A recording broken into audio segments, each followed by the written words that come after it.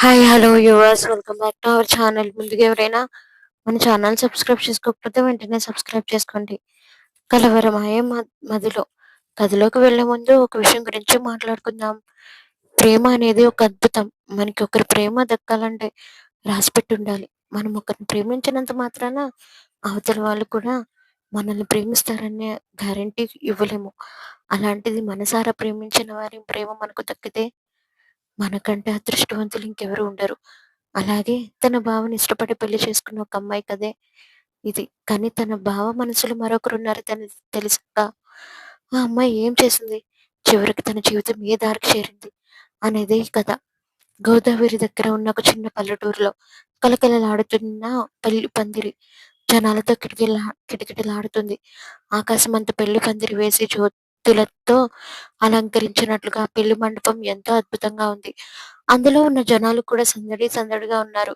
అప్పుడే 16వ నెల తెలుగు అమ్మాయిల నడుముకి వడ్డాణంతో పట్టు చీర కట్టుకుని ముస్తాబాయి వచ్చింది. మనస్విని తన స్నేహితులు సరదాగా నవ్విస్తుంటే తను కూడా చిరునవ్వు చిందిస్తూ చేతిలో కొబ్బరి బొండం పట్టుకుని మండపంలోకి అడుగుపెట్టింది. అందరూ తనని ప్రేమగా మను అని పిలుస్తుంటారు. చిన్నప్పటి నుంచి మనుకి తన బావే లోకం. తన బావే ప్రపంచంగా పెరిగింది. కానీ తన బావని పెళ్లి చేసుకోవాలనే కోరిక ఇంత త్వరగా నెరవేరుతుందని తను అస్సలు ఊహించలేదు. చిన్నగా నవ్వుతూ సిగ్గుపడుతూ తన బావ విశాల్ పక్కన కూర్చుంది. కానీ విశాల్ మనసులో మాత్రం ఏదో తెలియని గందరగోళం నడుస్తుంది.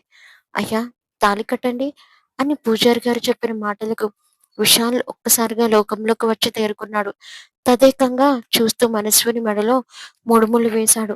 తన బావికి శాశ్వతంగా తనకే దక్కాడు అన్న నమ్మకంతో ఆనందంతో మను కళ్ళల్లోని ఇళ్ళు తిరిగాయి. పక్కనే ఉన్న తన తల్లి మీనాక్షి, తండ్రి సత్యనారాయణ గారులు కూడా కూతురి సంతోషాన్ని చూసి ఎంతో సంబరపడిపోయారు. కట్ చేస్తే శోభనం గది మల్లెపూల పరిమళాలతో ఆ గది అంతా నిండిపోయింది. సాధారణంగా ఏ పురుషుడికైనా ఆ వాతావరణంలో ఎంతో ఆహ్లాదాన్ని ఇస్తుంది. కానీ అక్కడ ఉన్న విశాల్ మాత్రం తన పరిస్థితిని తలుచుకుని లోపల కుమిలిపోతున్నాడు. అప్పుడే తెల్లటి పట్టు చీర కట్టుకొని పాలు తీసి పట్టుకొని గదిలోకి అడుగుపెట్టింది మనస్విని. అప్పటి వరకు తలదించుకున్న ఉన్న మను మొదటిసారిగా తన బావని చూడాలనే ఆతృతతో ముందుకు వెళ్ళింది. బాల్కనీలో నిలబడి ఆలోచిస్తున్న విశాల్ దగ్గరకు వెళ్తూ బావా అని ఆప్యాయంగా చిన్నగా పిలిచింది. ఆ పిలుపుకి విశాల్ వెంటనే తేరుకొని తన వైపు చూశాడు. ఒక చిన్న చిరునవ్వు నవ్వి ఊరుకున్నాడే తప్ప తనతో ఏమీ మాట్లాడలేదు. బావా అని వణుకుతున్న గొంతులో మను పిలవడంతో విశాల్ తన కళ్ళల్లో నీళ్లను ఆమెకు కనిపించకూడదని వెంటనే కష్టంగా అటువైపు తిరిగాడు. మనుకి ఒక్క క్షణం ఏం జరిగిందో అర్థం కాలేదు. వెంటనే తన చేతిలో ఉన్న పాల గ్లాసును పక్కన ఉన్న టేబుల్ మీద పెట్టి బావ దగ్గరకు వెళ్ళి అతడిని మంచం మీద కూర్చోబెట్టింది. ఆప్యాయంగా 2 చేతులతో అతని బుగ్గలు నిమురుతూ ఏమైంది బావా, ఎందుకు ఏడుస్తున్నావ్ అని కంగారుగా అడిగింది. విశాల్కి తన మనసులో మాటను ఎలా చెప్పాలో తెలియక ముఖం తిప్పేసుకున్నాడు. బావా, నువ్వలా ఏడుస్తుంటే నాకు నిజంగా భయంగా ఉంది. ఏమైందో చెప్పు ముందు అంది మను. నీకు ఎలా చెప్పాలో నాకు తెలియట్లేదు మను అన్నాడు విశాల్ నెమ్మదిగా. మను గొంతు మరింత వణికింది. ఏమైంది బావా, ఏది దాచకుండా చెప్పు. నాకు నాకు ఈ పెళ్లి ఇష్టం లేదు మనస్విని అని విశాల్ అనడంతో ఒక్కసారిగా అతని భుజాలపై ఉన్న మను చేతులు సడలిపోయాయి. కంగారుగా అతని వైపు చూస్తూ ఏం మాట్లాడుతున్నావు బావా, నా మీద జోక్ చేస్తున్నావు కదా అని నవ్వడానికి ప్రయత్నించింది మనోష్వని. నా మనసులోని మాట నీకు ఎలా చెబితే చెప్పాలో అర్థం కావట్లేదు మనం, కానీ ఇది నిజం. నాకు ఈ పెళ్లి ఇష్టం లేదు అన్నాడు విశాల్ భారంగా. మణికి ఒక్కసారిగా శ్వాస ఆగిపోయినంత పనైంది. కళ్ళు తిరిగినట్లయి పక్కనే ఉన్న మంచం కోడిని గట్టిగా పట్టుకొని తెల్లబోయిన ముఖంతో చూస్తూ ఏం ఏం మాట్లాడుతున్నావు బావా అంది. అవును మను, నేను సిటీలోనే శ్రద్ధ అనే అమ్మాయిని ప్రేమించాను. మేమిద్దరం పెళ్లి చేసుకోవాలని అనుకున్నాం. ఈ విషయం మావయ్య వాళ్ళకు చెప్దామనుకునేలోపే నా చదువు పూర్తయింది అని నేను ఇక్కడికి రాగానే మావయ్య నీతో నాకు పెళ్లి నిశ్చయం చేశారు అని విశాల్ నిజం చెప్పేశాడు. మను తదేకంగా అతని వైపు చూస్తూ ఉండిపోయింది. మరి మరి విషయం ముందే నాన్నతో ఎందుకు చెప్పలేదు అంది బొంగురు పోయిన గొంతుతో. నేను చెప్పాలనే అనుకున్నాను మను, కానీ చిన్నప్పటి నుంచి మీ అమ్మా నాన్నలకు మీ నాన్నే ఆసరాగా నిలిచారు. ఏ కష్టం రానివ్వకుండా చూసుకున్నారు. నా చదువుకు కూడా ఆయన సాయం చేశారు. అలాంటి వ్యక్తిని బాధపెట్టడం ఇష్టం లేకనే నేను ఈ పెళ్లి చేసుకున్నాను అనే విషయాలు అనడంతో మను ఒక్కసారిగా నిర్ఘాంతపోయి అతని వైపు కోపంగా, ఆవేదనగా చూసింది. నేను నీ మీద ప్రాణ సమానమైన ప్రేమను పెంచుకున్నాను కదా బావా! అలాంటప్పుడు పెళ్లికి ముందే నాకు ఈ విషయం చెప్పాలని నీకు అనిపించలేదా? అని మను నిలదీసింది.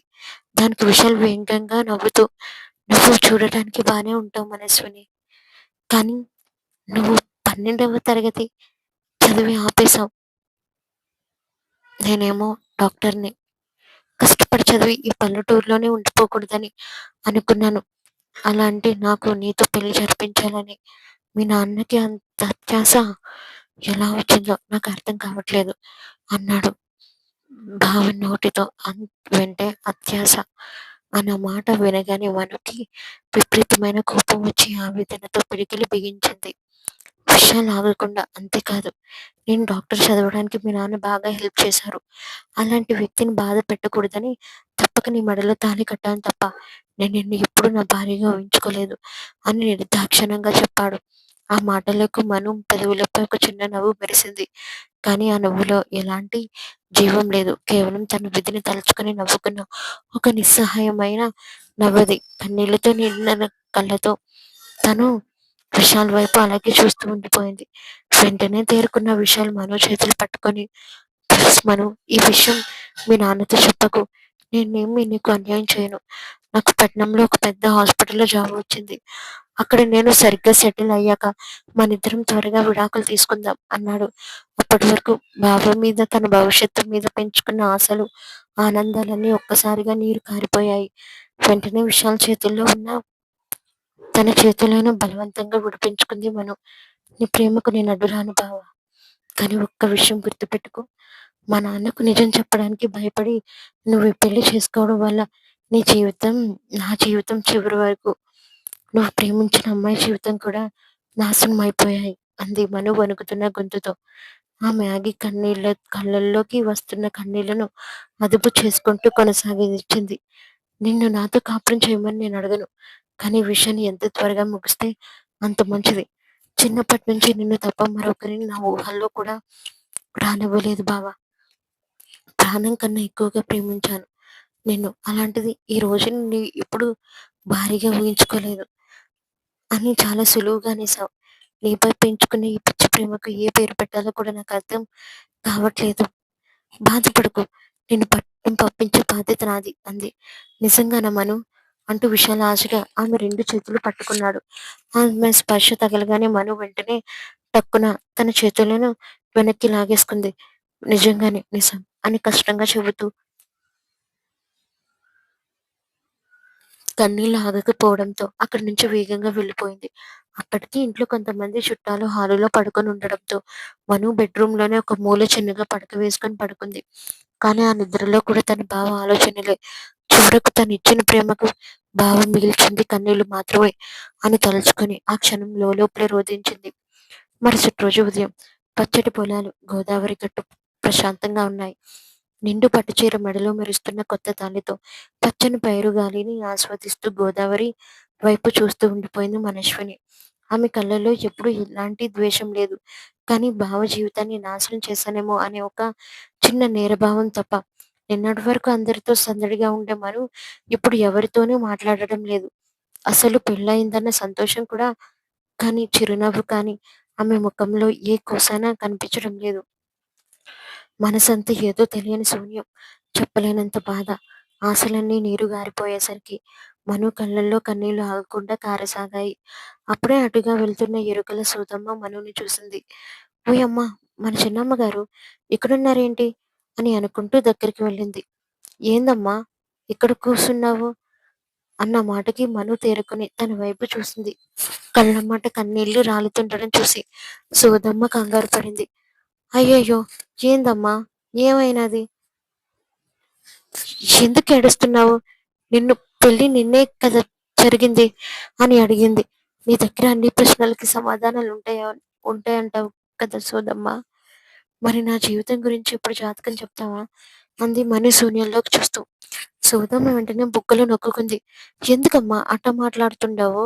నీకు ఆల్రెడీ మీ బావతోనే పెళ్ళవుతుందని ఎప్పుడో చెప్పినా కదా! అట్టాగే జరిగింది కదా! అంది మను వ్యంగ్యంగా నవ్వుతూ. పెళ్లి మాత్రమే అయ్యింది సౌదమ్మ. కానీ నా జీవితం అక్కడే ఆగిపోయింది అంది. సౌదమ్మకి అర్థం కాక ఆందోళనగా అడిగింది. ఏమైందమ్మా? అని అడిగింది. చిన్నప్పటి నుంచి నేను నీకు తెలుసు కదా సోదమ్మ. అయ్యో! నాకెందుకు తెలియదమ్మా? చిన్న తల్లి అని ఆవిడ అనగానే మను తనకు జరిగిందంతా సోదమ్మకు చెప్పేసింది. అంతా విన్న సోదమ్మ కోపంతో ఊగిపోయింది. ఎంత పొగరు ఆడికి! పదమ్మా ఇప్పుడే వెళ్ళి మీ అమ్మా నాన్నలకు చెబుదాం అంది. వద్దు సోదమ్మ. ప్రస్తుతం ఈ విషయం ఎవరికీ చెప్పొద్దు అంటూ మను సోదమ్మ చెవిలో ఏదో చెప్పింది. మా నాన్న వాళ్ళకి తెలిస్తే ఖచ్చితంగా పెద్ద గొడవ అయిపోతుంది. ఏ గొడవ కాకుండా నేనే చూసుకుంటాను. నువ్వు మాత్రం నాకు ఈ సాయం చెయ్యి అని వేడుకుంది. అట్టానమ్మా. కానీ చిన్నప్పటి నుంచి మీ బావ మీద ప్రాణాలు పెంచుకున్నావమ్మా. ఆడే నీకు దూరమయ్యాడంటే నా గుండె తరుక్కుపోతాంది అని సోదమ్మ కూడా కంటినీరు పెట్టుకుంది. విధిని ఎదిరించడానికి నువ్వెవరు, నేనెవరు సోదమ్మ? జీవితం నాది. కానీ ప్రశ్న మిగిలిపోయింది అంది మను. ఆ మాటలకు సోదమ్మ బోరున ఏడ్చేసింది. ఇంటి వద్ద ఉదయం 7 గంటలకి ఇంటికి వచ్చిన కూతురిని చూసి తల్లి మీనాక్షి గారు, ఏంటి ఇంత పొద్దున్నే ఎక్కడికి వెళ్ళావు అని అడిగారు. ఏం లేదమ్మా.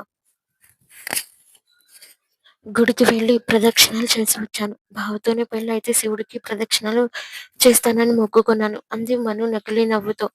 అక్కడే ఉన్న విశాల్ వాళ్ళ అమ్మ సుజాత గారు మాట్లాడుతూ, మంచిదమ్మా, నా కోడలికి మంచి అలవాట్లున్నాయి అని సంబరపడిపోతూ నొటుకులు విరిచారు. మను చిన్నగా నవ్వి ఊరుకుంది తప్ప ఏమీ మాట్లాడలేదు. తన గదిలోకి వెళ్తుండగా లోపల నుండి విశాల్ ఫోన్లో మాట్లాడుతున్న మాటలు విని మను అక్కడ ఆగిపోయింది. 2 డేస్ నీకు తెలుసు కదా శ్రద్ధ, ఈ బ్లడీ విలేజర్స్ గురించి మనం పట్టించుకోవాల్సిన అవసరం లేదు. నేను 2 డేస్లో అక్కడికి వచ్చేస్తాను అని విశాల్ తీవ్రంగా చెప్తున్నాడు. ఫోన్ స్పీకర్లో ఉండటం అవతల వ్యక్తి మాటలు మనుకి స్పష్టంగా వినిపిస్తున్నాయి. అంత ధైర్యంగా ఎలా చెప్తున్నావు విశాల్ అని అటు నుంచి విశాల్ ప్రేమించిన శ్రద్ధ మాటలు వినిపించాయి. ఇక్కడ నేనంటే ప్రాణం ఇచ్చే ఒక అమాయకురాలి ఉందిలే. తను నేను ఏది చెబితే అదే చేస్తుంది అన్న విశాల్ మాటలకు మను ఒక్కసారిగా నిర్ఘాంతపోయింది. ఆ తర్వాత విశాల్ వేగంగా నవ్వుతూ తలుపు చప్పుడు వినిపించడంతో సరే సరే నేను మళ్ళీ ఫోన్ చేస్తాను అని కాల్ కట్ చేశాడు. బయట నిలబడి ఉన్న మనుని చూసి ఒక చిన్న నవ్వు నవ్వి ఏమీ తెలియనట్టు అక్కడ నుండి వెళ్ళిపోయాడు విశాల్.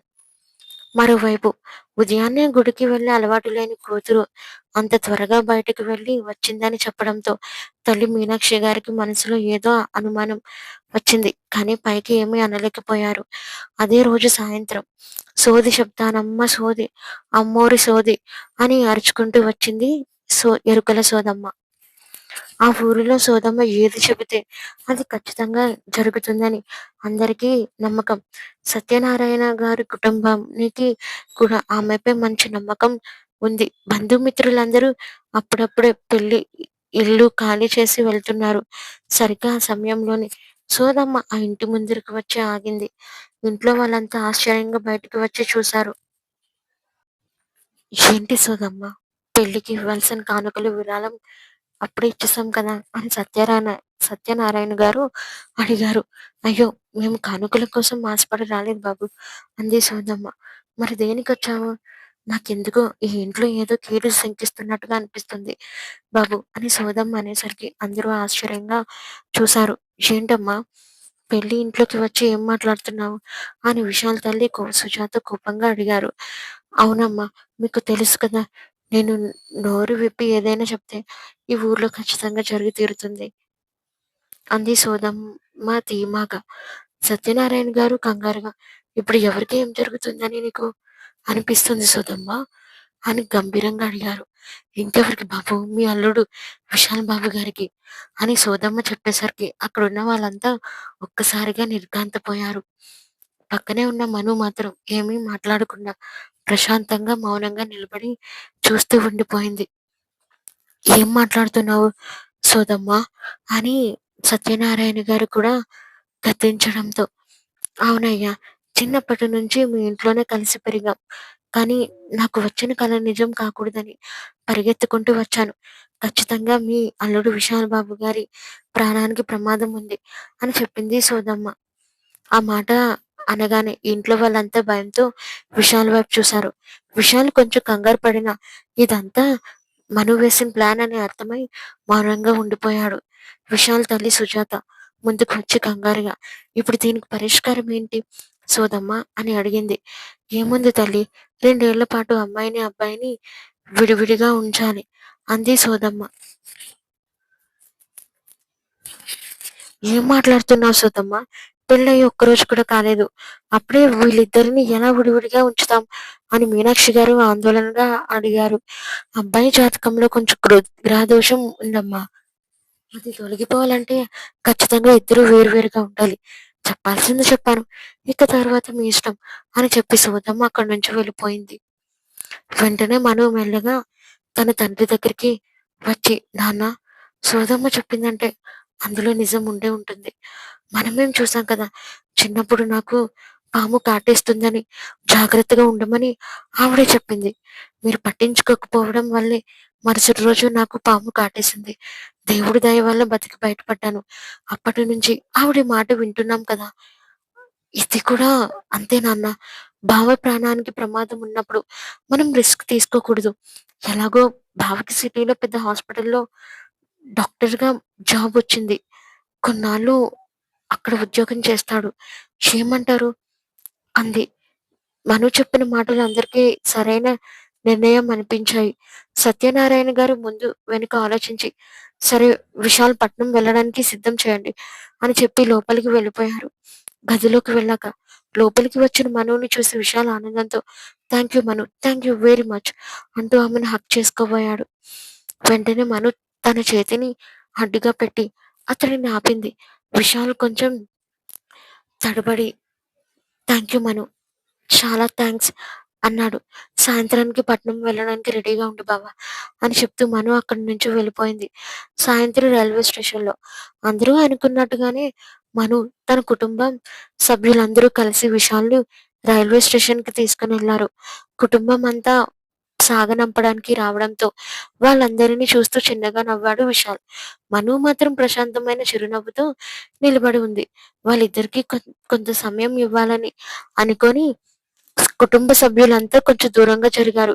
ఇప్పుడు అక్కడ మను, విశాల్ మాత్రమే మిగిలారు. నీకు ఎలా థాంక్స్ చెప్పాలో నాకు ఇప్పటికీ అర్థం కావట్లేదు మను. నువ్వు పంపుతున్నది నన్ను మాత్రమే కాదు, నా ప్రాణాన్ని, నా ప్రేమని.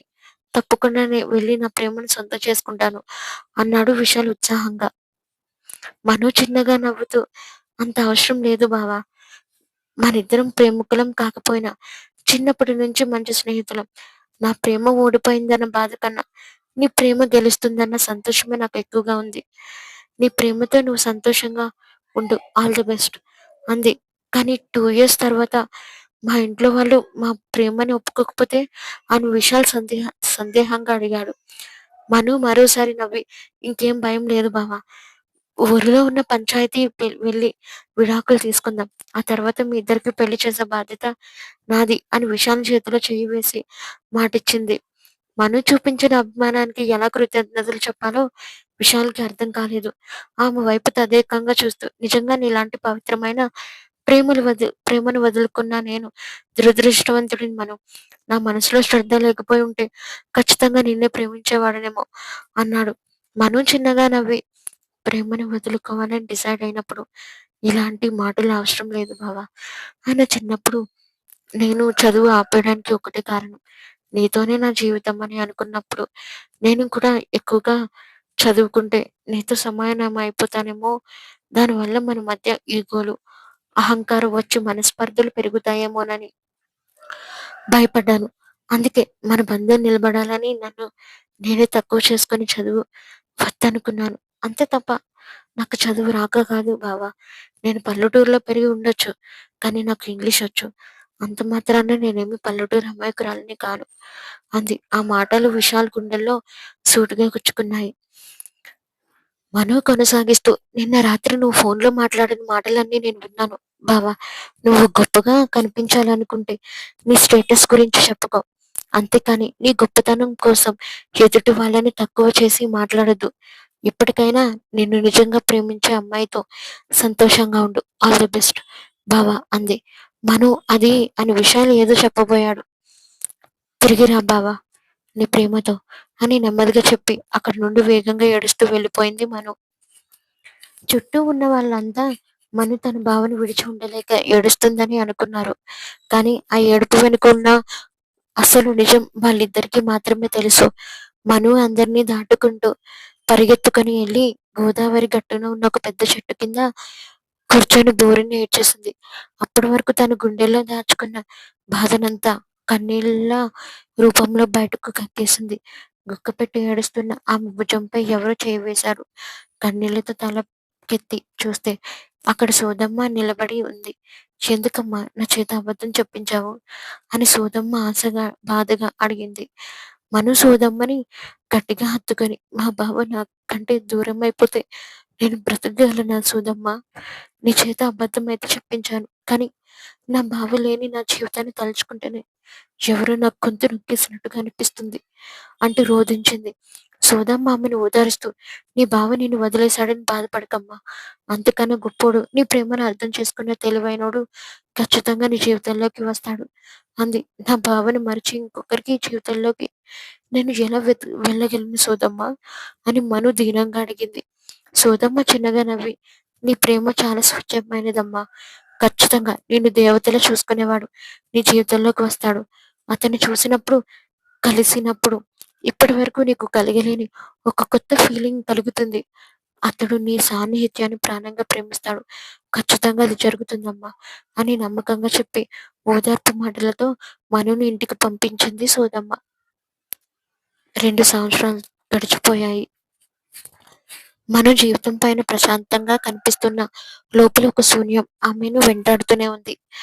ఈ 2 ఏళ్లలో ఆమె తనను తాను పూర్తిగా మార్చుకుంది.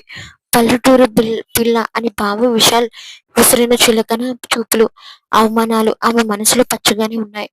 అందుకే తన కాళ్ళ మీద తను నిలబడాలని నిశ్చయించుకుంది. గ్రామంలోని చేనేత కళాకారులతో కలిసి ఒక చిన్న కాటేజ్ ఇండస్ట్రీ ప్రారంభించి ఆ ఉత్పత్తులను ఆన్లైన్లో విక్రయిస్తూ తనకంటూ ఒక సొంత గుర్తింపు తెచ్చుకుంది. ఇదిలా ఉంటే పట్నంలో డాక్టర్ ప్రాక్టీస్ పూర్తి చేసుకున్న విశాల్ శ్రద్ధను పెళ్లి చేసుకోవడానికి సిద్ధమయ్యాడు. గోదావరి ఒడ్డున ఉన్న ఆ పచ్చటి పల్లెటూరికి ఆ రోజు ఉదయాన్నే సిటీ నుండి ఒక పెద్ద టూరిస్ట్ బస్ వచ్చి ఆగింది. హైదరాబాద్ లోని ప్రముఖ బిజినెస్ స్కూల్ నుంచి ఎంబీఏ చదువుతున్న ఆఖరి సంవత్సరం విద్యార్థులు రూరల్ క్యాంప్ కోసం అక్కడ వాలారు.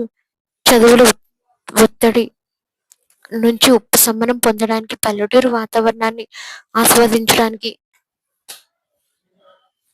వారంతా ఎంతో ఉత్సాహంగా ఉన్నారు. ఆ స్టూడెంట్స్ లో ప్రధాన ఆకర్షణ ఉన్న అంశ్ చదువులో టాపర్, పైగా స్మార్ట్, గంభీరమైన వ్యక్తిత్వం ఉన్న కుర్రాడు. అతడి నాన్న పెద్ద బిజినెస్ మ్యాన్ అయినప్పటికీ అనుష్కి ఎలాంటి అహంకారం ఉండదు. ఎదుటి వారికి గౌరవం ఇవ్వడం అతడి నైజం. ఫ్రెండ్స్ అందరూ సరదాగా అల్లరి చేస్తుంటే అంశు మాత్రం ఆ పల్లెటూరు ప్రశాంతతను, పచ్చదనాన్ని ఆస్వాదిస్తున్నాడు.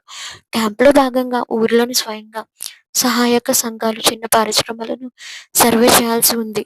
అందులో భాగంగా ఆ ఊరు ప్రెసిడెంట్ గారు వాళ్ళ బృందాన్ని మను నడుపుతున్న చేనేత కాటేజ్ ఇండస్ట్రీ దగ్గరకు తీసుకుని వెళ్లారు. మను ప్రాంగణంలో నిలబడి ఊరి మహిళలకు డిజైన్ల గురించి, ఆర్డర్ల గురించి వివరిస్తుంది. పట్టు చీర కట్టుకుని బొంగరులు ముఖం మీద పడుతుంటే ఎంతో ఆత్మవిశ్వాసంతో మాట్లాడుతున్న మనుని చూడగానే అంచు అడుగులు ఒక్క క్షణం ఆగిపోయాయి. పల్లెటూరు వాతావరణంలో ఇంతటి మేధస్సు, ఆత్మవిశ్వాసం ఉన్న అమ్మాయిని అతడు ఊహించలేదు.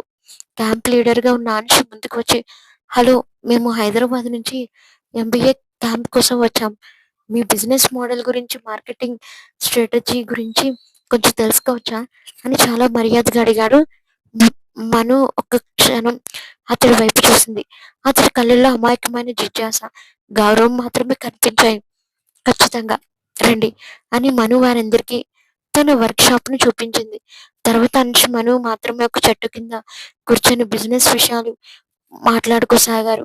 ఎంబీఏ చదువుతున్న అనుష్ కొన్ని కార్పొరేట్ ఐడియాలు చెప్తుంటే అనుభవంతో మను పల్లెటూరు మార్కెట్ ని పరిస్థితిని వివరిస్తుంది.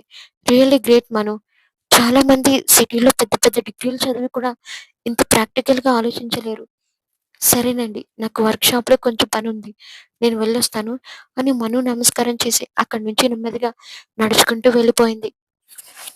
ఆ పచ్చటి పొలాల మధ్య పైట కొంగు గాలికి ఊగుతుంటే ఎంతో హుందాగా, ఆత్మవిశ్వాసంతో అడుగులు వేస్తూ వెళ్తున్న మను వైపే అన్ష్ తదేకంగా చూస్తూ ఉండిపోయాడు. ఆమె నడకలో ఉన్న గౌరవం, ముఖంలో ఉన్న ప్రశాంతత అతడి మనసును ఎక్కడో బలంగా తాకాయి. అప్పుడే పక్కనే ఉన్న అతడి స్నేహితుడు కార్తీక్ వచ్చి అన్ష్ భుజం మీద చెయ్యి వేసి ఊపాడు. ఏంట్రా అన్ష్ అలా మైమరిచి చూస్తున్నావు? కొంపతీసి ప్రేమనా ఏంటి? అని ఆట పట్టిస్తూ నవ్వాడు. అన్ష్ ఒక్కసారిగా లోకంలోకి వచ్చి తేరుకున్నాడు. తల పక్కకు తిప్పి చిన్నగా నవ్వుతూ ప్రేమో కాదో నాకు తెలియదురా కార్తీక్. కానీ ఈ రోజుల్లో సిటీలో పెద్ద పెద్ద చదువులు చదివిన అమ్మాయిల్లో కూడా చూడని ఒక అరుదైన ఆత్మవిశ్వాసం, స్వచ్ఛత ఆమెలో కనిపించాయి. ఎదుటివారికి ఇచ్చే గౌరవం, ఆమె మాట్లాడే తీరు రియల్లీ అమేజింగ్ అన్నాడు మనస్ఫూర్తిగా. ఓహో! మన కాలేజీలో ఎంతోమంది అందమైన అమ్మాయిలు ప్రపోజ్ చేసినా కనీసం కంటి చూపుతో కూడా పట్టించుకోలేని మిస్టర్ అనుజ్ గారు ఒక పల్లెటూరు అమ్మాయి మాటలకి ఇంతగా ఫిదా అయిపోయారంటే విశేషమే అని ఫ్రెండ్స్ అంతా నవ్వేశారు. వర్క్‌షాప్ నుంచి నడుచుకుంటూ ఇంటికి వచ్చిన మనుని చూసి మీనాక్షి గారు మెల్లగా ఆమె దగ్గరికి వెళ్లారు. ఇంట్లో ఆ సమయంలో ఎవరూ లేకపోవడంతో కూతురి చెయ్యి పట్టుకొని ప్రేమగా గదిలోకి తీసుకొని వెళ్లారు. తలుపు వేసి మనును మంచం మీద కూర్చోబెట్టి ఆమె 2 చేతులను తన చేతుల్లోకి తీసుకున్నారు. మీనాక్షి గారు, "నిజం చెప్పమ్మా మను" అంటూ మీనాక్షి గారి గొంతు బొంగురుపోయింది. మను తల్లివైపు ప్రశ్నార్థకంగా చూసింది. బిజినెస్ అంటూ, మహిళల ఉపాధి అంటూ, చేనేత అని రోజు పొద్దున్నే లేచి ఎందుకు బయటకు తిరుగుతున్నావమ్మా? నా కూతురు చిన్నప్పటి నుంచి తన బావే లోకంగా, తన బావ గురించి ఆలోచిస్తూ బతికింది. అలాంటిది ఈ 2 ఏళ్ల నుంచి నిన్ను చూస్తున్నాను. నీ కళ్ళల్లో ఆ సంతోషమే లేదు. ఆ నవ్వు లేదు. ఏదో ఒక నిశ్శబ్దం నిన్ను లోలోపల తినేస్తుంది. ఏం జరిగిందో నా దగ్గర దాచకుండా నిజం చెప్పమ్మా అని తల్లి కన్నీళ్లతో అడిగారు. మను ఒక్క క్షణం గుండె ఆగిపోయినంత పనయింది. తల్లి పడుతున్న ఆవేదన చూసి ఆమె మనసు నీరైపోయింది. అప్పటి వరకు గుండెల్లో అణిచిపెట్టుకున్న బాధనంతా బయటకు కక్కేయాలని అనిపించింది. కానీ బావ పట్ల నాన్నకి ఉన్న నమ్మకం, గౌరవం ఈ నిజం తెలిస్తే నాన్న గుండె పగిలిపోతుందనే భయం ఆమెను మళ్ళీ వెనక్కి లాగాయి. కళ్ళల్లో సుడులు తిరుగుతున్న కన్నీళ్లు కష్టంగా లోపలే అణుచుకుంటూ తల్లి చేతులను గట్టిగా పట్టుకొని నకిలీ చిరునవ్వు నవ్వింది మను. ఏంటమ్మా నువ్వు?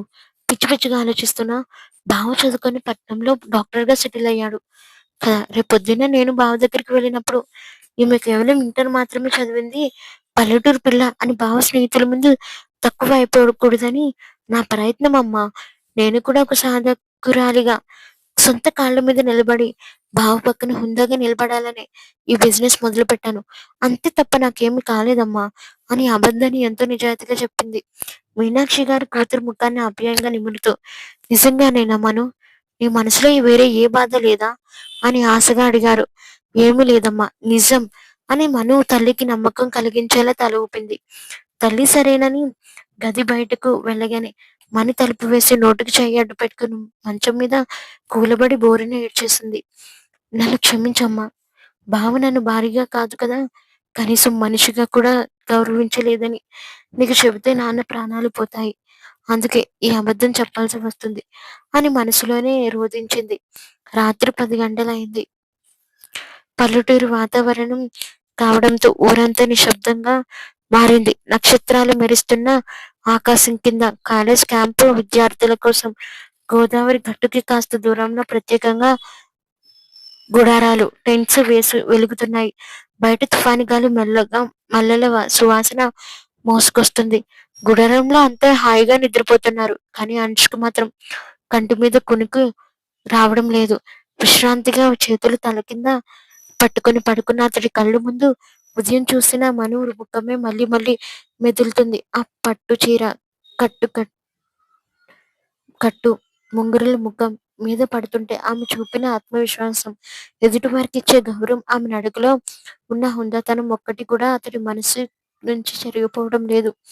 పక్కనే పడుకొని ఫోన్ చూసుకుంటున్న అతని ప్రాణ స్నేహితుడు కార్తీక్. అంశ్ పదే పదే కళ్ళలోకి గాల్లోకి చూస్తూ చిరునవ్వు నవ్వుకోవడం గమనించాడు. కార్తీక్ చిన్నగా నవ్వుతూ ఏంట్రా పక్కకి జరిగి ఏంట్రా అంశ్ బావ బెడ్ లైట్ ఆఫ్ చేసిన నీ కళ్ళల్లో ఆ వెలుగేంటో కొంపతీసి ఉదయం చూసిన అమ్మాను గారి గుర్తొస్తున్నారా ఏంటి అని ఆట కట్టిస్తూ అడిగారు. అంశ్ పక్కకు తిరిగి పెదవులపై ఒక అందమైన చిరునవ్వు చిందించాడు. దేన్ని దాచుకోకుండా మనస్ఫూర్తిగా అన్నాడు. అవునురా కార్తీక్.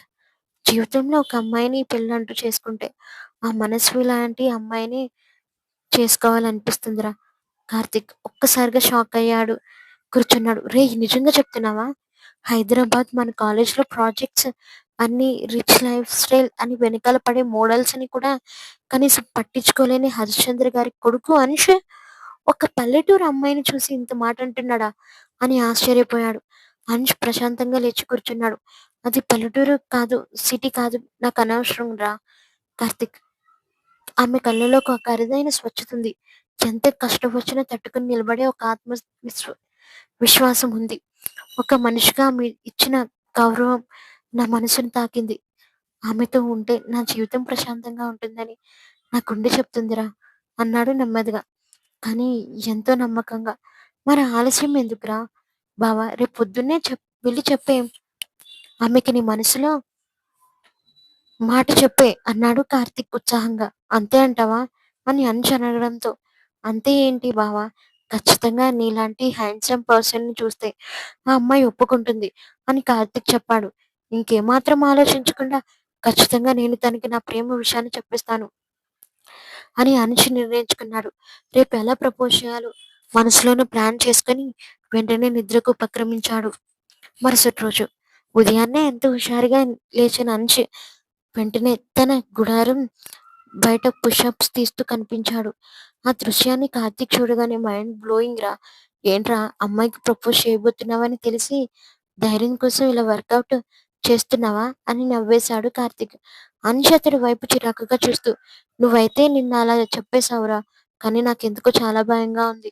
తను ఒప్పుకుంటుందో లేదో అని అనుమానంగా ఉందిరా అన్నాడు.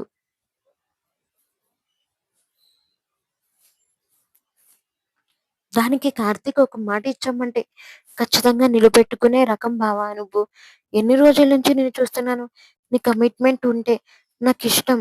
ఖచ్చితంగా ఆ అమ్మాయి నీ ప్రేమను ఒప్పుకుంటుంది అని నమ్మకంగా చెప్పాడు. ఏదైతే అదయింది అనుకుంటూ ఆ రోజు ఇద్దరు రెడీ అయ్యి మను ఉన్న చేనేత పరిశ్రమ దగ్గరికి వెళ్లారు. మనుకి ఎందుకో తెలియని కంగారు మొదలైంది ఆ రోజు. కానీ దాన్ని కష్టంగా అణుచుకొని వెంటనే అక్కడ మహిళలకు చేనేత ఉత్పత్తులు ఎలా తయారు చేయాలో నేర్పిస్తూ వివరించసాగింది. అప్పుడే కిటికీలోంచి మనుని చూసిన అంశు చిన్నగా తల ఊపి హాయ్ అని పిలిచాడు. మను వెంటనే పక్కనున్న అమ్మాయికి హ్యాండ్లూమ్ డిజైన్ వివరించి నేను ఇప్పుడే వస్తాను, నువ్వు ఇది చూస్తూ ఉండు అని చెప్పి బయటికి వచ్చింది. అంశు వైపు చూస్తూ ఏమైంది అంశు గారు, ఎందుకు నన్ను పిలిచారు అని అడిగింది. అంశ్ చిన్నగా నవ్వుతూ మీతో కొంచెం పర్సనల్‌గా మాట్లాడాలి అన్నాడు. పర్సనలా సార్? 2 రోజులు పరిచయం పెట్టుకొని మన మధ్య పర్సనల్ ఏముంటాయి చెప్పండి అంది మను నవ్వుతూనే అంది. అది నాకు ఎలా చెప్పాలో తెలియట్లేదు. కానీ ఒక్కసారి మీరు అలా వస్తే మీతో కొంచెం మాట్లాడాలి అని ఎంతో హుందాగా, మర్యాదగా అడిగాడు అంశ్. అతడి ప్రవర్తన చూసి మను ఎలాంటి సంకోచం లేకుండా అతడి వెనకే నడిచింది. కాస్త ముందుకు వెళ్ళాక ఇప్పుడు చెప్పండి ఏం విషయం చెప్పాలనుకుంటున్నారు అని అడిగింది మను. అని చిరునవ్వు చిందిస్తూ నాకు ఎలా స్టార్ట్ చేయాలో తెలియడం లేదండి. కానీ ఇప్పుడు చెప్పకపోతే ఇంకెప్పటికీ చెప్పలేనేమో అనిపించింది. అందుకే కొంచెం ధైర్యం తెచ్చుకొనైనా సరే నా మనసులోని మాట మీకు చెప్పాలని ఇక్కడికి వచ్చాను అన్నాడు. అవునా? అంత ముఖ్యమైన విషయం ఏంటో చెప్పండి అంది మను కొంచెం గంభీరంగా, కుతూహలంగా చూస్తూ. మను అతడి వైపు సూటిగా చూస్తూ చూడండి అంశు గారు, నాకు విషయం ఎక్కువగా నాన్చడం మనుగారు నాకు ఎక్కువ నాన్చడం ఇష్టం ఉండదు. అసలు విషయం ఏంటో త్వరగా చెప్పేయండి అంది ప్రశాంతంగా. అంశు గట్టిగా కళ్ళు మూసుకొని ఊపిరి పీల్చుకున్నాడు. కాస్త దూరంలో పొదల పక్కన నిలబడి ఉన్న తన ఫ్రెండ్ కార్తీక్ వైపు చూసి చెప్పు అన్నట్లుగా సైగ చేశాడు. కార్తీక్ మిగతా ఫ్రెండ్స్ కూడా ఆల్ ది బెస్ట్ అని ఆల్మోస్ట్ సపోర్ట్ ఇవ్వడంతో అన్షు ధైర్యం తెచ్చుకున్నాడు. అది ఏం మాట్లాడాలో తెలియట్లేదండి. ఎలా మొదలు పెట్టాలో అర్థం కావట్లేదు. కానీ నేను మిమ్మల్ని చూసిన మొదటి క్షణంలోనే నేను మిమ్మల్ని ఇష్టపడటం మొదలుపెట్టాను. పట్టు చీర కట్టుకొని ఎంతో పద్ధతిగా, ఆత్మవిశ్వాసంతో మీరు నడిచి వస్తుంటే నా కళ్ళు మీ మీదే ఉండిపోయాయి. మీ హుందాతనం ఆగండి. నేను చెప్పేది ఇంకా పూర్తి కాలేదండి అని అన్షు ఏదో అనబోతుంటే మను ముఖంలో తీవ్రమైన కోపం, సీరియస్‌నెస్ కనిపించాయి. చూడండి అనుష్ గారు, నా గురించి ఏం తెలుసని మీరు నా వెనక పడుతున్నారో నాకర్థం కావడం లేదు. నాలో ఉన్న అందం చూసి పడ్డారా? నాలోని గొప్ప అందం లేదు. యావరేజ్ అంతే. అసలు మీ ఏజ్ ఎంత? అని సూటిగా అడిగింది మను. అనుష్ కాస్త తడబడుతూ నా ఏజ్ 24 అని చెప్పాడు. మరి నా ఏజ్ ఎంత అనుకుంటున్నారు? అని మను ఎదురు ప్రశ్నించింది. నా గెస్ కరెక్ట్ అయితే మీ ఏజ్ 21 లేదంటే 22 ఉంటుంది అన్నాడు అన్షు. ఆ మాట విని అంచు ఒక్కసారిగా పుసుక్కున నవ్వింది మను. ఆమె ఎందుకు నవ్వుతుందో అర్థం కాక కొంచెం అసహనంగా "ఎందుకు నవ్వుతున్నారు మను గారు?" అని అడిగారు. మను వెంటనే తన నవ్వును అణచుకొని గంభీరంగా మారింది. ఇంకేం వస్తుంది? నవ్వు కాకపోతే ఇంకేం వస్తుంది చెప్పండి? మీకన్నా నేను ఒక సంవత్సరం పెద్దదాన్ని. నా ఏజ్ 25. నవ్వు రాక ఇంకేమొస్తుంది? పైగా నాకు ఆల్రెడీ పెళ్లయింది. అంది. ఆ మాట వినగానే అర్ష్ గుండె ఆగిపోయినంత పనైంది. ఒక్కసారిగా స్తంభించిపోయాడు. "ఏం మాట్లాడుతున్నారు మీరు?" అని కోపంతో పిడికిలి బిగించాడు. మను ప్రశాంతమైన గొంతుతో, "మీరు అడిగారు కాబట్టి నేను దాచకుండా నిజం చెప్తున్నాను అంచు గారు.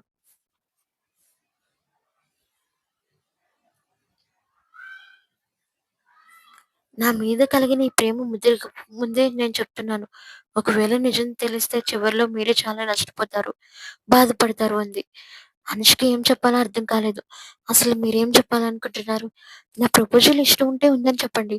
లేదంటే లేదని మొహమాటం లేకుండా చెప్పండి. అంతేకాని నా నుంచి తప్పించుకోవడానికి నాకు పెళ్లయిందని ఇలాంటి అబద్ధాలు మాత్రం చెప్పకండి అన్నాడు ఆవేదనతో అనిష్. మను చిన్నగా నవ్వి తన చీర ప్యాంటు కొంగును పక్కకు జరిపి మెడలో దాచుకున్న మంగళసూత్రాలను తీసి అతడికి చూపించింది. ఆ మంగళసూత్రాలను చూసి అన్షు ఒక్కసారిగా భయంతో షాక్‌తో అడుగు వెనక్కి వేశాడు. కాస్త దూరంలో నిలబడి ఉన్న అతడి స్నేహితులు కార్తీక్ కూడా బాధతో అన్షు వైపు చూశాడు. మను కొనసాగిస్తూ, "ఇప్పుడు మీ ప్రేమను చూసి నేను నా వెంట పడనిచ్చి, చివరిదాకా నా ఆత్మీయతను చూపించి, ఆఖరి నిమిషంలో ఈ నిజం చెప్తే నాలాగే మీరు కూడా మోసపోతారు. అందుకే మొదట్లోనే ఆశను తుంచేస్తున్నాను. నాకు చిన్నప్పటి నుంచి మా బావ అంటే ప్రాణం. అతడే నా లోకం అనుకుని పెరిగాను. కానీ పెళ్ళయ్యాక తెలిసింది మా బావ మనసులో వేరే అమ్మాయి ఉందని. ఆ విషయం తెలిసాక నా ప్రేమను నేనే త్యాగం చేశాను. పెళ్ళైన మరుసటి రోజే నా భర్తను అతడు ప్రేమించిన అమ్మాయి దగ్గరికి పంపించేశాను. ఈ విషయం మా ఇంట్లో వాళ్ళకు కూడా తెలియదు" అని తన జీవితంలో జరిగిన చేదు నిజాలన్నిటిని పూసగుచ్చినట్టుగా చెప్పింది మను. అనిష్ ఒక్కసారిగా మౌనంలోకి జారిపోయాడు. నోట మాట రాలేదు. "ఇప్పుడు చెప్పండి అనుష్ గారు. మీకన్నా ఒక సంవత్సరం పెద్దదాన్ని. ఆల్రెడీ పెళ్ళైన దాన్ని. భర్తకు దూరంగా ఒంటరిగా బతుకుతున్న దాన్ని. నా జీవితం ఒక ముళ్ళబాట. మీ ప్రపోజల్‌కి నా సమాధానం ఏంటో ఇప్పుడు మీకు అర్థమైందనుకుంటున్నాను" అంది మను హుందాగా కళ్ళలోకి సొడిలు తిరుగుతున్న నీటిని ఆపుకుంటూ. ఇంటి వాళ్ళకి నిజం తెలిస్తే మా బావని ఖచ్చితంగా తిడతారు. ఇంటి నుంచి బయటకి గెంటేస్తారు. ఏదేమైనా మా బావ మీద తప్పు మోపడం నాకేమాత్రం ఎంతమాత్రం ఇష్టం లేదు. నేను అనుకున్నట్లుగా నా ప్రేమను త్యాగం చేసి తప్పుకోవాలి. లేదంటే ఈ 2 సంవత్సరాలు మా బావ ఉద్యోగం స్థిరపడే వరకు వేచి చూశాను. వచ్చే నెల మా బావ ఊరికి వస్తాడు. తనతో విడాకులు తీసుకొని ఈ బంధాన్ని తెంచుకోవాలి. మను కాసేపు ఆగి అనుష్ కళ్ళలోకి సూటిగా చూస్తోంది. ఇప్పుడు చెప్పండి అనుష్ గారు. అయినా సరే నన్ను ప్రేమిస్తున్నారా? పెళ్ళైన దాన్ని కావచ్చు. మా బావ నన్ను తాకకుండా దూరం పెట్టి ఉండవచ్చు. నేను కన్యనే కావచ్చు. కానీ మీరు నాకన్నా వయసులో చిన్నవారు. పైగా బాగా ఉన్నతమైన శ్రీమంతుల కు శ్రీమంతుల కుటుంబం నుంచి వచ్చినవారు.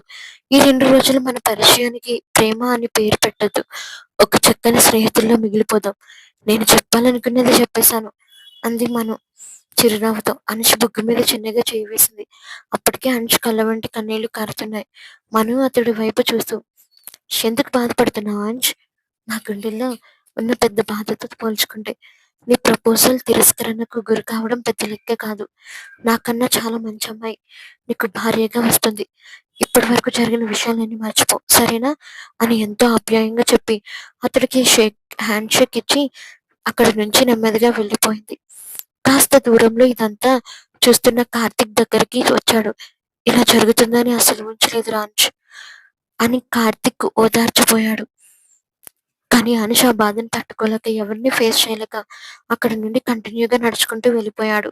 2 రోజుల్లోనే కాలేజ్ క్యాంప్ పూర్తయింది. అనుష్ తన మనసులోని భారంతో సిటీకి తిరిగి వచ్చేశాడు. హైదరాబాద్ లో అనుష్ ఇంట్లో. అనుష్ చదువు పూర్తవడంతో అతని తండ్రి హరిశ్చంద్ర ప్రసాద్ గారు తన సొంత కంపెనీ బాధ్యతలు కొడుకు చేతుల్లో పెట్టారు. కానీ క్యాంపు నుంచి వచ్చిన దగ్గర నుంచి అనుష ఎప్పుడు ముభావంగా ఆలోచనలో మునిగిపోతూ ఉండడం హరిశ్చంద్ర ప్రసాద్ గారి దృష్టికి వచ్చింది. కొడుకు మనసులో ఏదో తీరని ఆవేదన ఉందని విషయం తండ్రిగా ఆయన తట్టుకోలేకపోయారు. ఒకరోజు రాత్రి తన ఫ్రెండ్ కార్తిక్ తో కలిసి టెర్రస్ మీద డ్రింక్ చేస్తూ ఫుల్లుగా తాగుతున్న అనుష దగ్గరికి వచ్చారు హరిశ్చంద్ర ప్రసాద్ గారు. తండ్రిని చూసి అనుష కూర్చున్న చోటు నుండి లేవబోయాడు. కూర్చోనన్న అంటూ హరిశ్చంద్ర ప్రసాద్ గారు అతడి పక్కన కూర్చున్నారు. అనుష్ కళ్ళు నిండిన కన్నీళ్లతో తండ్రి వైపు చూశాడు. ఏంటి నాన్న, ఏమైంది? నీకు క్యాంపు నుంచి వచ్చిన దగ్గర నుండి చాలా ముభావంగా ఉంటున్నావు, ఏమైనా జరిగిందా అని హరిశ్చంద్ర ప్రసాద్ గారు ఎంతో ఆప్యాయంగా అడిగారు. పక్కనే ఉన్న కార్తిక్ నెమ్మదిగా అందుకున్నాడు. బావ మొట్టమొదటిసారిగా ప్రేమలో ఓడిపోయాడు అంకుల్. ఆ మాట వినగానే హరిశ్చంద్ర ప్రసాద్ గారు ఆశ్చర్యంగా కంగారుగా కొడుకు దగ్గరికి జరిగి, ఏం మాట్లాడుతున్నావు రాంజ్? నువ్వు ప్రేమలో పడడం ఏంటి, ఓడిపోవడం ఏంటి అని అడిగారు. అనుష్ కన్నీళ్లు పెట్టుకుంటూ, నాకే ఎందుకు డాడీ ఇలా జరుగుతుంది? అసలు ఇలా జరుగుతుందని నేను అసలు ఊహించలేదు డాడీ. నాకు చిన్నప్పటి నుంచి అమ్మ ఎలా ఉంటుందో తెలియదు. తెలిసేసరికి అమ్మ సాన్నిహిత్యాన్ని అనుభవించాలనే ఆశ మాత్రం నా మనసులో ఎప్పుడు చావలేదు. అమ్మ మీద ఉన్న ప్రేమతోనే అమ్మకి ఎంతో ఇష్టమైన హ్యాండ్లూమ్స్ డిజైన్స్ ప్రాజెక్ట్ కోసం ఆ ఊరు క్యాంపుకి వెళ్ళాను డాడీ. చిన్నప్పుడు నేను అమ్మని ఏ రూపంలో అయితే ఊహించుకున్నాను, సరిగ్గా అలాగే సాంప్రదాయం అంతా కళ్ళ ముందే రూపు పోసుకున్నట్టుగా ఒక అమ్మాయి నాకు కనిపించింది డాడీ అంటూ ఏడవడం మొదలుపెట్టాడు. హరిశ్చంద్ర ప్రసాద్ గారు కొడుకు ఆవేదనను చూసి కరిగిపోయారు.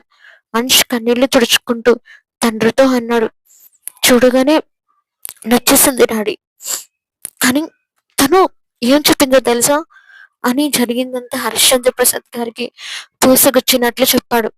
హరిశ్చంద్ర ప్రసాద్ గారు చిన్నగా చిరునవ్వు నవ్వి, దీనికేనా అంతలా ఏడుస్తున్నావు అంటూ తన కొడుకు 2 కళ్ళల్లోని కన్నీళ్లను టిష్యూతో తుడిచారు. పక్కనే ఉన్న కార్తిక్ కంగారుగా, అంకుల్ మీరేం మాట్లాడుతున్నారు? ఆ అమ్మాయికి ఆల్రెడీ పెళ్లి అయిపోయింది అన్నాడు. కానీ భర్తతో కలిసి లేదు కదా అని అనుష్ వైపు సూటిగా చూస్తూ అన్నారు హరిశ్చంద్ర ప్రసాద్ గారు. అనుష్ ఒక్కసారిగా షాక్ తో వణుకుతున్న గొంతుతో తండ్రి వైపు చూశాడు. అంటే మీరేమంటున్నారు డాడీ? హరిశ్చంద్ర ప్రసాద్ గారు ఆప్యాయంగా నవ్వి, నా కొడుకు జీవితంలో ఎప్పుడు బెస్ట్ కోరుకుంటాడని నాకు తెలుసు. చిన్నప్పుడు పెన్సిల్ దగ్గర నుంచి కాలేజ్ వరకు ప్రతిదీ నీకు బెస్ట్ ఇస్తూనే వచ్చాను. అలానే నీకు రాబోయే భార్యతో సహా. పద మనం వెళ్ళి ఆ అమ్మాయి పేరెంట్స్ తో మాట్లాడదాం అన్నారు. కానీ డాడీ, తను నాకన్నా వయసులో పెద్దది కదా అన్నాడు అనుష్ తడబడుతూ. నేను మీ అమ్మ కన్నా చిన్నవాడినేరా, తను నాకన్నా 2 సంవత్సరాలు పెద్ద అని హరిశ్చంద్ర ప్రసాద్ గారు చెప్పడంతో అనుష్ నోట మాట రాలేదు. ఆయన కొనసాగిస్తూ, అంతెందుకు, మన పురాణాల్లోనే చెప్పుకుందాం, సీతామాత రాముడి కన్నా వయసులో పెద్దది.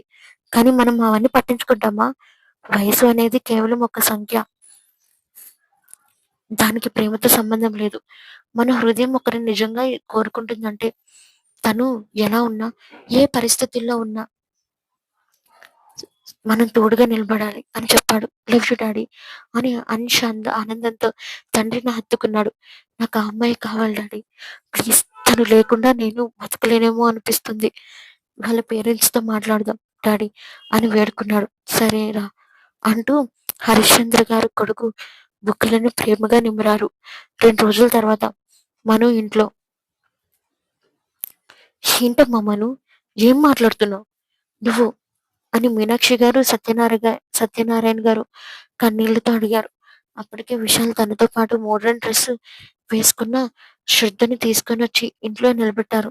శ్రద్ధని చూసి మీనాక్షి గారు చిరాకుగా మొహం తిప్పేసుకున్నారు. మను ధైర్యంగా ముందుకు వచ్చి, "అవునమ్మా, బావకి నేనంటే ఇష్టం లేదు.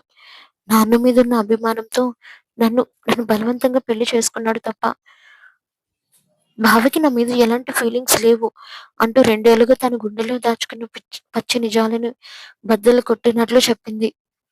"మను, నువ్వు ఏం మాట్లాడుతున్నావు? నీకు అర్థమవుతుందా?" అని సత్యనారాయణ గారు గుండె పట్టుకొని తట్టుకోలేకపోయారు. అప్పుడే విశాల్ గంభీరంగా, పొగరుగా అడుగులు వేస్తూ ముందుకు వచ్చాడు. "మను చెప్ మను చెప్పింది నిజమే. నాకు పల్లెటూరు పిల్లంటే ఇష్టం లేదు. నేను కేవలం ప్రేమించింది పెళ్లి చేసుకోవాలని శ్రద్ధని మాత్రమే. ఇలాంటి దాన్ని పెళ్లి చేసుకోవడానికి నేనేమైనా వెర్రివాడినా? కానీ మావయ్య నాకు చేసిన సహాయాన్ని మనసులో పెట్టుకొని పెళ్లికి ఒప్పుకున్నాను. నా చదువు కోసం మావయ్య ఎంత ఖర్చు పెట్టాడో వడ్డీతో సహా చెప్పడంతో చెప్పండి, రూపాయి కూడా మిగిల్చకుండా అమౌంట్ ఇచ్చేస్తాను" అని అహంకారంతో మాట్లాడాడు. ఆ మాట వినగానే మను సహనం నశించింది. చెయ్యి లేపి విశాల్ చెంప చెల్లుమనిపించింది. అక్కడే ఉన్న విశాల్ తల్లిదండ్రులు సుచిత్ర గారు, రాంబాబు గారు నోరు మెదపలేకపోయారు. ఎన్ని రోజులు కడుపులో బాధను మోస్తున్న మనుని చూసి తన సొంత కూతురిలా ఫీల్ అయ్యారు. మను రగులుతున్న కళ్ళతో విశాల్ వైపు చూస్తూ, "మా నాన్న నిన్ను చదివించింది నీ మీద ప్రేమతో కాదు, తన చెల్లెల మీద ఉన్న ప్రేమతో. తన చెల్లెలు ఎక్కడ దూరం అవుతుందన్న బాధతో నీ కుటుంబాన్ని తన ఇంట్లోనే ఉంచుకున్నాడు. మా ఇంట్లోనే ఉంచుకున్నాడు. అది మా నాన్న గొప్పతనం. నువ్వు శ్రద్ధను పెళ్లి చేసుకో. నేనేమి వద్దనట్లేదు. కానీ నాన్న ప్రేమను, ఆప్యాయతని దెబ్బతో వెలికడతావా? నిన్ను చూస్తుంటేనే నాకు చాలా అసహ్యంగా ఉంది" అని నిలదీసింది. విశాల్ వైపు అసహ్యంగా చూస్తూ మను కోపంగా కొనసాగించింది. "రేపు సాయంత్రం 2 గంటలకి కోర్టులో ఉన్న లాయర్‌తో మాట్లాడాను. నీకు విడాకులు ఇచ్చేస్తాను." ఆ తర్వాత సుచిత్ర గారి వైపు చూసి, "నన్ను క్షమించండి అత్తయ్య. నేను ఇది కావాలని చేయలేదు. ఎన్నాళ్ళు ఈ బంధాన్ని భారంగా మోసాను. ఇప్పుడు నిజం అందరికీ తెలిసింది. అందుకే ఈ తాళిబొట్టుని తెంచి పడేస్తున్నాను" అని చెప్పి మెడలోని తాళిని తెంపి టేబుల్ మీద విసిరికొట్టింది. సత్యనారాయణ గారి కళ్ళల్లో నీళ్లు సుడులు తిరిగాయి. తన కూతురు స్వార్థంగా ఆలోచించకుండా 2 కుటుంబాల గౌరవాన్ని నిలబెట్టడానికి ఇన్నాళ్ళు ఎంత నరకం అనుభవించిందో గుర్తు చేసుకొని ఆయన గుండె ద్రవించిపోయింది. ఆయన మను భుజాల మీద చేతులు వేసి, "నా కూతురి జీవితం పాడైపోతుందని ఏడవాలా? లేక కుటుంబం కోసం, ఆత్మగౌరవం కోసం తను తీసుకున్న ఈ నిర్ణయాన్ని చూసి గర్వపడాలా అనిపిస్తుందిరా. సాధారణంగా తండ్రులు పిల్లల విషయంలో తొందరపడతారేమో కానీ నేను మాత్రం నీ నిర్ణయాన్ని మనస్ఫూర్తిగా గౌరవిస్తున్నానమ్మా. ఇన్నాళ్ళు బంధాల పట్ల నువ్వు చూపించిన బాధ్యతపై పెంచిన క్రమశిక్షణ నన్ను ఎంతో గర్వపడేలా చేస్తున్నాయి" అని ఆప్యాయంగా చెప్పడంతో మను ప్రశాంతంగా తండ్రిని హత్తుకుంది. కోర్టు ఆవరణలో మరుసటి రోజు కోర్టు ప్రాంగణంలో ఇరువైపులా పరస్పర అంగీకారంతో లీగల్‌గా విడాకులు పూర్తయ్యాయి. కోర్టు బయటకు రాగానే విశాల్ తన క్రూరమైన నవ్వు నవ్వుతూ శ్రద్ధ చెయ్యి పట్టుకొని మను వైపు ఒక రకమైన చులకన చూపు చూస్తూ అక్కడి నుంచి వెళ్ళిపోయాడు. మను మాత్రం మను మాత్రం ఎలాంటి చలనం లేకుండా ప్రశాంతంగా నిలబడింది. ఇంటికి వచ్చాక ఇన్నాళ్ళు తన గుండెలపై కొండంత భారం ఉన్న బంధం తెగిపోవడంతో మను ఎంతో హాయిగా, ప్రశాంతంగా నిట్టూర్చింది. సోఫాలో ప్రశాంతంగా కూర్చొని ఇకపై తన జీవితాన్ని, తన బిజినెస్ ను మాత్రమే ముందుకు తీసుకెళ్లాలని గట్టిగా నిర్ణయించుకుంది. సరిగ్గా అదే సమయంలో మను ఇంటి ముందు వరుసగా 4 లగ్జరీ కార్లు వచ్చి ఆగాయి. సత్యనారాయణ గారు, మీనాక్షి గారు, రాంబాబు గారు, సుచిత్ర గారు ఆశ్చర్యంగా బయటకు వచ్చి చూశారు. కార్ల నుంచి సూటు బూటు వేసుకున్న బాడీగార్డ్స్ కిందకి దిగి తలుపులు తీయగా దర్జాగా రాజహంసంతో కిందకి దిగారు హరిశ్చంద్ర ప్రసాద్. ఆయన పక్కనే ఉత్సాహంగా అక్కడే నిలబడి ఉన్న అంశను చూడగానే మను కళ్ళు ఆశ్చర్యంతో పెద్దవయ్యాయి. ప్రమేయం లేకుండానే ఆమె చూపులు తండ్రి వైపు తిరిగాయి. హరిశ్చంద్ర ప్రసాద్ గారు ఎంతో వినయంగా లోపలికి వచ్చి అందరికీ నమస్కరించారు. "సత్యనారాయణ గారు, మీతో కొంచెం ముఖ్యమైన విషయం మాట్లాడాలి అని అన్నారు. పేరు తెలుసుకొని వచ్చిన అతన్ని చూస్తూ, "రండి బాబు కూర్చోండి. దేని గురించి మాట్లాడాలి?" అని సత్యనారాయణ గారు వారిని సత్కరించి కూర్చోబెట్టారు. హరిశ్చంద్ర ప్రసాద్ గారు ఏమాత్రం దాచకుండా క్యాంప్‌లో అనుష్‌కి, మనుకి మధ్య జరిగిన సంభాషణ, మను జీవితంలో జరిగిన కథ మొత్తం వివరించారు. అది వినగానే సత్యనారాయణ గారు ఆశ్చర్యంగా మను వైపు చూడగా చిన్నగా తలదించుకుంది. హరిశ్చంద్ర ప్రసాద్ గారు చిరునవ్వుతో, "మీ కూతురి జీవితంలో ఏదైతే జరిగింది అది మన మేలుకే జరిగిందనుకుందాం సత్యనారాయణ గారు. మీరు ఒప్పుకుంటే నా కొడుకు ఫ్యూచర్‌లో ఇక్కడ పెద్ద ఎత్తున చేనేత పరిశ్రమ, ఇండస్ట్రీ నిర్మించాలని అనుకుంటున్నాడు. మీరు సమ్మతిస్తే వీడిని మీ ఇంటి అల్లుడుగా చేసుకుంటే, మీ కూతురితో పాటు నా కొడుకు కూడా మీ కళ్ళ ముందే మీ ఇంట్లోనే ఉండిపోతాడు" అని హుందాగా సంబంధం అడిగారు. ఆ మాట వినగానే సత్యనారాయణ గారు, మీనాక్షి గారికి, అలానే సుచిత్ర, రాంబాబు గారు కూడా అపరిమితమైన ఆనందంతో మురిసిపోయారు. తమ కూతురికి దక్కిన ఈ గొప్ప అదృష్టాన్ని చూసి వారి కళ్ళు చెమ్మగిల్లాయి. అప్పుడే అనుష్ మెల్లగా లేచి మను దగ్గరికి వచ్చాడు. ఆమె కళ్ళల్లోకి ఎంతో ప్రేమగా చూస్తూ, "నీ పాత ప్రేమ గురించి నాకు తెలుసు మను. నీ త్యాగాన్ని నేను ఏమాత్రం తప్పు పట్టడం లేదు. కానీ నువ్వు ప్రేమించిన వాడికన్నా నిన్ను ప్రాణంగా ప్రేమించే నాతో ఉంటే నిన్ను ఇంకా బాగా చూసుకుంటాను. నీ జీవితంలో ఏ రోజు కష్టం అనే ముల్లు నీ కాలికి తగలకుండా కంటికి రెప్పలా చూసుకుంటాను. నన్ను పెళ్లి చేసుకుంటావా పెద్దమ్మా?" అని ఎంతో ముద్దుగా, ఆప్యాయంగా అడిగాడు. ఆ మాటలోని ఆప్యాయతకి మను అప్రయత్నంగా అతడి వైపు ఆశ్చర్యంతో కళ్ళు విప్పార్చి చూసింది. వెంటనే హరిశ్చంద్ర ప్రసాద్ గారు అందుకుంటూ, "చేసుకోమ్మా మను. లేదంటే వీడి తింగరితనాన్ని భరించడం నా ఒక్కడి వల్ల కాదు. అదే నువ్వు వీడిని పెళ్లి చేసుకున్నావనుకో, రోజు నీ కాళ్ళ దగ్గరే పడి ఉంటాడు. ఒకవేళ ఏమైనా గారాలు పోతే, బుగ్గ మీద 2 పీకితే సరిగ్గా లైన్‌లోకి వస్తాడు" అని సరదాగా అనడంతో మను తన బాధనంతా మరిచిపోయి హృదయపూర్వకంగా నవ్వేసింది. ఆమె నవ్వుతో ఆ ఇల్లంతా కొత్త వెలుగులతో నిండిపోయింది.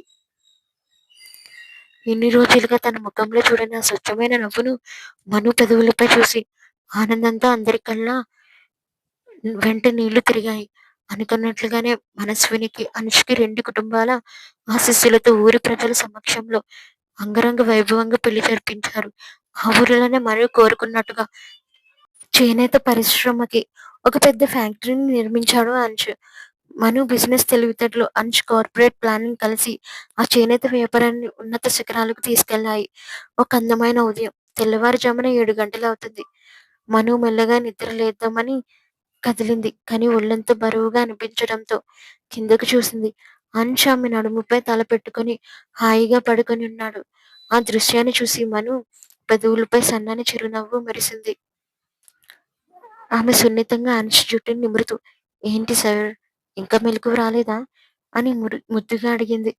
"ఇంకా కొంచెం సేపు పడుకోనివ్వు మను ప్లీజ్" అని మత్తుగా అంటూ అంచు ఆమె నడుముపై చిన్నగా గిలిగింతలు మొదలుపెట్టాడు. మను నవ్వుతూ, "ఈ వేషాలు తగ్గించుకుంటే మంచిది సార్.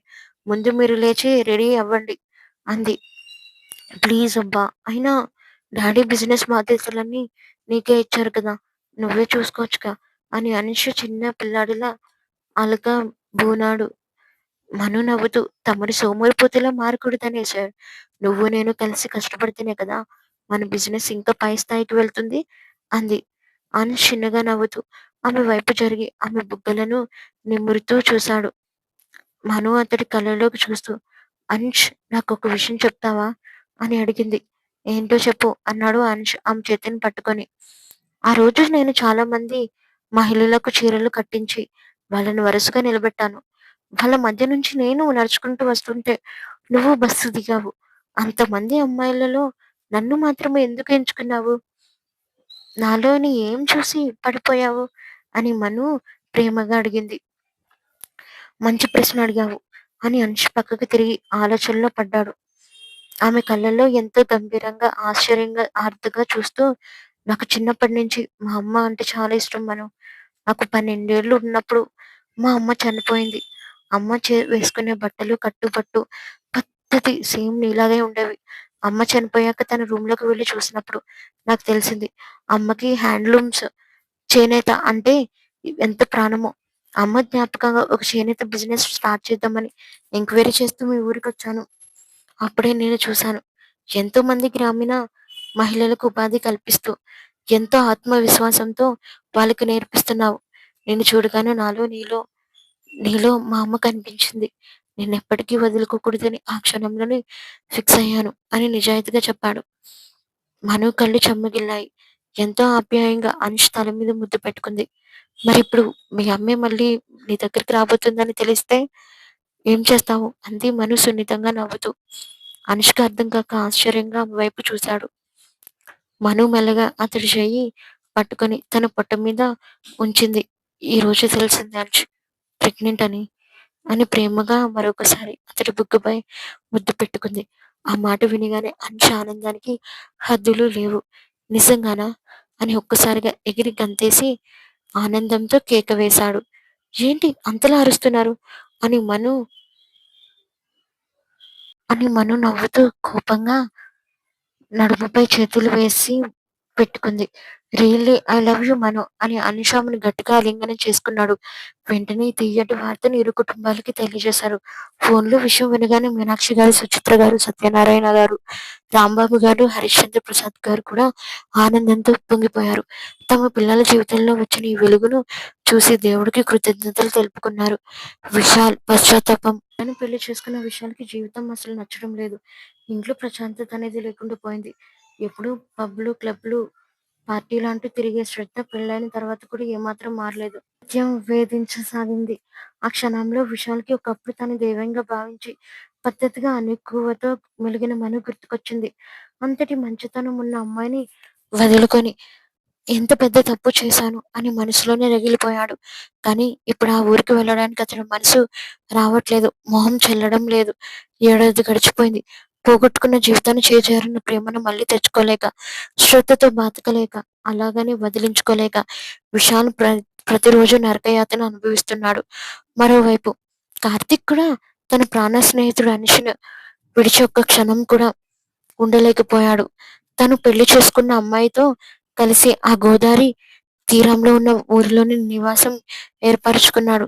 తండ్రి హరిశ్చంద్ర ప్రసాద్ గారు కూడా అందరితో కలిసి ఆ ఊర్లోనే ఉండిపోవడంతో రెండు కుటుంబాలు కలిసి ఒక పెద్ద ఉమ్మడి కుటుంబంలో ఎంతో సంతోషంగా జీవిస్తున్నాయి. అనుకున్నట్టుగానే మనస్వినికి పండంటి ఆడపిల్ల జన్మనిచ్చింది. చిన్నారి రాకతో ఆ ఇల్లంతా పండుగ వాతావరణం నెలకొంది.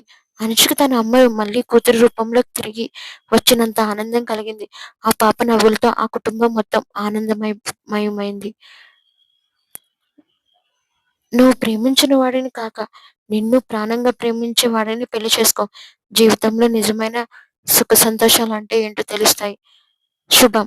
అలాగే ఈ స్టోరీ మీకు ఎలా అనిపించిందో కామెంట్స్ లో చెప్పండి. Thank you for watching.